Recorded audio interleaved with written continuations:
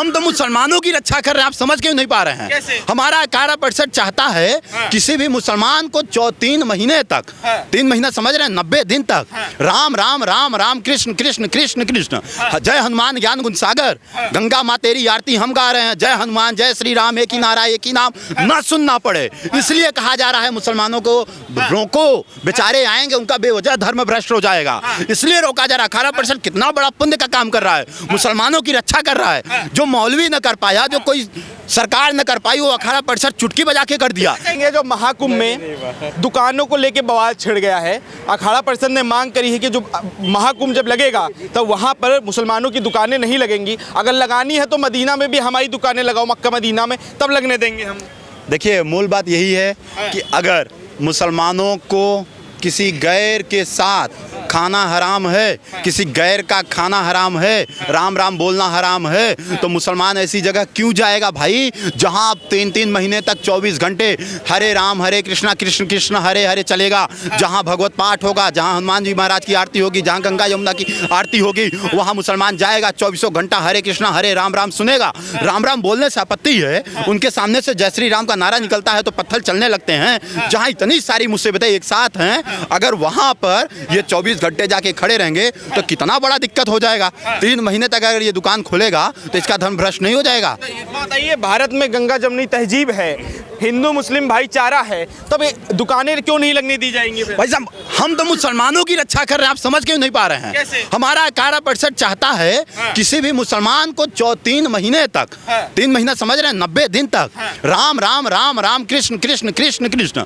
जय हनुमान ज्ञान गुण सागर, गंगा माँ तेरी आरती हम गा रहे हैं, जय हनुमान जय श्री राम एक ही नारा एक ही नाम, ना सुनना पड़े। इसलिए कहा जा रहा है मुसलमानों को रोको, बेचारे आएंगे उनका बेवजह धर्म भ्रष्ट हो जाएगा, इसलिए रोका जा रहा है। 11% कितना बड़ा पुण्य का काम कर रहा है, मुसलमानों की रक्षा कर रहा है। जो मौलवी न कर पाया, जो कोई सरकार न कर पाई, वो 11% चुटकी बजा के कर दिया। सम्मान के पात्र है ये फैसला। बताइए, दिवाली में अली आता है, रमजान में राम आता है, तो उसमें दिक्कत कैसी बात है? भाई साहब, दीपावली में अली और रमजान में राम आप खोजिए। इस देश ने अच्छे तरीके से जान गया, हिंदी चीनी भाई भाई का नारा लगा था और हमने अरुणाचल प्रदेश का आधा ज़्यादा हिस्सा दे दिया।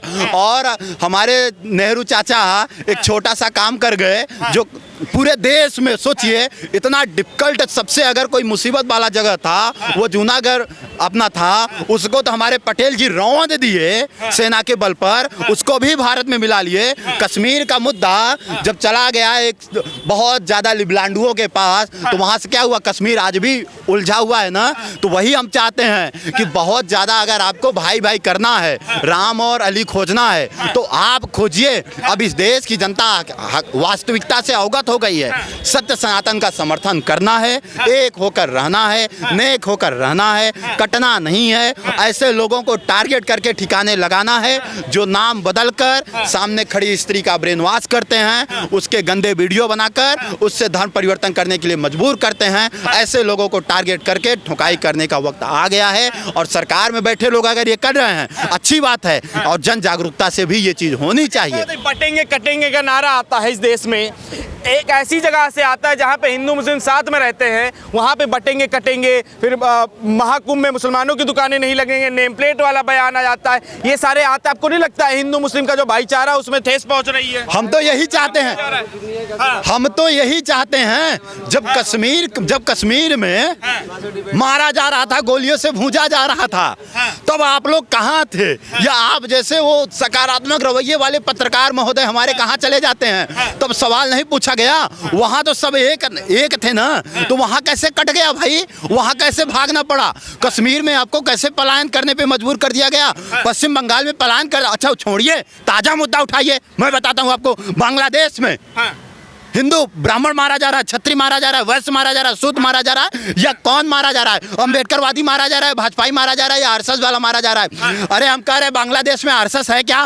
भाई साहब, जो इस्कॉन टेम्पल आप भूखे नंगे थे, धिक्कार है उन जिहादियों के ऊपर, भूखे नंगे थे 1971 में, जब आपको रोटी दिया था इस्कॉन टेम्पल, और आपने उस टेम्पल को जला दिया, उस टेम्पल की मूर्तियां तोड़ दिया। ताजा उदाहरण है, कौन मारा जा रहा है, कौन मरवा रहा है? अरे बांग्लादेश का इंटरनल मामला है, ओवैसी साहब कह रहे हैं। रहे हैं। भाई साहब इंटरनल आंतरिक मामला जानते हैं किसका है? आंतरिक मामला मुसलमानों का है। छात्रों की राजनीति के बहाने हिंदू नहीं, इंटरनल मामला है तो हिंदुओं के लड़कियों का जबरदस्ती बलात्कार करेंगे, हिंदुओं का कत्लेआम करेंगे, 100 मुसलमान एक हिंदू लड़की पर टूट पड़ रहे हैं। ये इंटरनल मामला है, ये छात्रों की आंतरिक राजनीति है। ये छात्रों के वीडियो आए उस पर इनको यकीन नहीं है। इनको एक बताओ इसीलिए कहा जा रहा है एक बताने की जरूरत नहीं है। एक हो जाओ नेक हो जाओगे, एक रहोगे तभी सुरक्षित रहोगे, और हम रहेंगे सुरक्षित। और जहां जहां एक हैं वहां सुरक्षित हैं। और ऐसे लोगों को ठिकाने लगाया जा रहा है जो बेवजह की राजनीति इस देश में कर रहे हैं। जनता उन्हें ठिकाने लगा दी। भाई ये हमारे एक होने का ही परिणाम है कि आज हम 370 जम्मू कश्मीर से हटा सके। सीए एनआरसी पर विचार और चर्चा कर रहे हैं। अरे आप बताइए ना, अगर बीजेपी राजनीति कर रही है, 3 तलाक तो मुसलमानों का मुद्दा था। मुसलमान औरतें रौंदी जाती थी मौलवियों के मस्जिद और मदरसों में। भाई 3 तलाक के मुद्दा को कौन सॉल्व किया? बीजेपी ने सॉल्व किया ना। इसमें बीजेपी का क्या लाभ? वो लोग तो कहते हैं कोई मुद्दा ही नहीं था, फालतू का मुद्दा बनाया। वही बात है ना, वही बात है। जब किसी के बहन को शादी के दूसरे दिन ही कहा जाएगा मेरे पापा के साथ भी सोना पड़ेगा, मेरे भाई के साथ भी सोना पड़ेगा, फला मदरसा मौलवी के साथ भी सोना पड़ेगा, तब पता चलेगा ना इन लिबलांडुओं को। भाई जिस भी महिला के ऊपर ये गुजरता रहा होगा, और जो भी महिला धर्म के नाम पर इस प्रकार से रौंदी जाती रही होगी, उससे पूछिए ना उसका दर्द, 3 तलाक का दर्द, हलाला का दर्द पूछिए ना। महाकुंभ पे वापस आते, थोड़ा अलग हो जाएगा टॉपिक। नहीं तो महाकुंभ को लेके अभी शफीक रहमान के बेटे, जो शफीक बरेली से सांसद है, बने हैं नए, उन्होंने कहा है कि अगर महाकुंभ में दुकानें नहीं लगेंगी मुसलमानों की, तो जो मजारे हैं और ये सब है, तो वहाँ पर भी हिंदुओं की दुकानें नहीं लगेंगी, ना हिंदू वहाँ पे एंटर करेगा। स्वागत योग्य है। किसी मजार में अगर कोई हिंदू जाता है, मारो उसे, हम तो तुम्हारा साथ देंगे। अगर किसी मजार में हिंदू जा रहा है, मारो उसे, हम तुम्हारा स्वागत करेंगे। बहुत स्वागत योग्य है यार। तुम भी ये काम करना शुरू कर दो। बशर्ते हम तो चाहते हैं मुसलमानों के कान में दिन भर राम राम न गूंजे, कृष्ण कृष्ण न गूंजे। इसलिए हम चाहते हैं 3 महीने 90 दिन तक तुम अगर एक ऐसी जगह रहोगे, चारों तरफ साउंड से हनुमान जी की आरती होगी, राम राम गूंजेगा, जय श्री राम, जय गंगा मैया, जय यमुना मैया, गौ हत्या बंद हो, मांसाहार पे प्रतिबंध लगे, ऐसे सारे बयान आएंगे और तुम सुनोगे तो क्या तुम्हारा धर्म भ्रष्ट नहीं होगा? अरे तुम्हारी रक्षा कर रहे हैं 18% के लोग, जाओ उनका पैर छुओ, उनका पैर धुलो। एक समाजवादी पार्टी कई नेता है कह रहे कि हिंदू मुस्लिम का सौहार्द बिगाड़ने की कोशिश कर रहे हैं। ये तुष्टिकरण की राजनीति करने वाले लोग हैं। भाजपा जब से आई है हिंदू मुस्लिम की राजनीति कर रही है। कौन समाजवादी लोग? अयोध्या में मोइन खान को भूल गए? हाथरस में दलित लड़की को जबरन उठा ले गया, सोच भी नहीं करने दिया, कह रहा इसको मुसलमान बताएंगे, उसके भाई कनपट्टी पे कट्टा साट दिया। एक भी दलित है, एक भी समाजवादी नहीं बोला। वो समाजवादी पार्टी बात कर रही है कि हिंदू मुस्लिम का सौहार्द बिगाड़ा जा रहा है। पूरा भाई साहब पूरी दिल्ली की आप यात्रा कर डालिए, आपको 1 लाख से अधिक अवैध मस्जिद मिल जाएंगे, अवैध मजार मिल जाएंगे। कौन सा भाई साहब क्या चाहते हैं? वो बोर्ड के नाम पे एक कर्नाटक का ताजा केस बता रहा हूँ। एक किसान को, एक गरीब मुसलमान को अपने यहाँ केवल थोड़ी सी जमीन कब्र के लिए दे दिया गया। भाई साहब वह बोर्ड जाके उसका पूरा 25 बीघे जमीन कब्जा कर लिया, बोला अब ये हमारी जमीन है। केवल कब्र बनाने तक की अगर थोड़ी सी अपनी जमीन देने की ये सजा मिली। सौहार्द कौन बिगाड़ रहा है? भाईचारा कौन बिगाड़ रहा है? उत्तर प्रदेश कब जलता था? समाजवादियों के काल में, कांग्रेसियों के काल में, या फिर बीजेपी के काल में?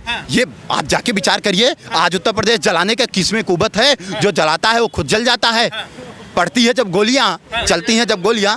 बहराइच भूल गए क्या? तो भाई बहराइच के ही मुद्दे को सुनिए, बहराइच के ही बात को जो गलत था उसके साथ तत्काल न्याय हुआ। भाई यही हम चाहते हैं। अगर अराजकता कोई फैलाए, कोई अराजकता, क्या कह रहे हैं बताइए? देश का राजा कौन है पिछले 10 साल से? मैं हिंदू हूँ, मैं मुसलमान हूँ। देश का राजा कौन है? जो दूसरी बात कहानी बताई है, मुसलमान कैसे कम होंगे? बस मेरे सवाल का जवाब, बाकी मुझे कुछ नहीं। वही बताएंगे कैसे, मैं कह रहा हूँ कैसे कम होंगे? कैसे कम होंगे? ठीक बात। किसे बनाया? हमने मोदी को पहले चुना, सबसे पहला क्या था? रोहिंग्या भगाएंगे, बांग्लादेश ही भगाएंगे। क्यों नहीं भगे अब तक? 10-15 साल हो गए, क्यों नहीं भगे? देखिए 15 साल हो गए, क्यों नहीं भगे? 15 साल हो गए, 15 सुनेंगे। जवाब सुनिए।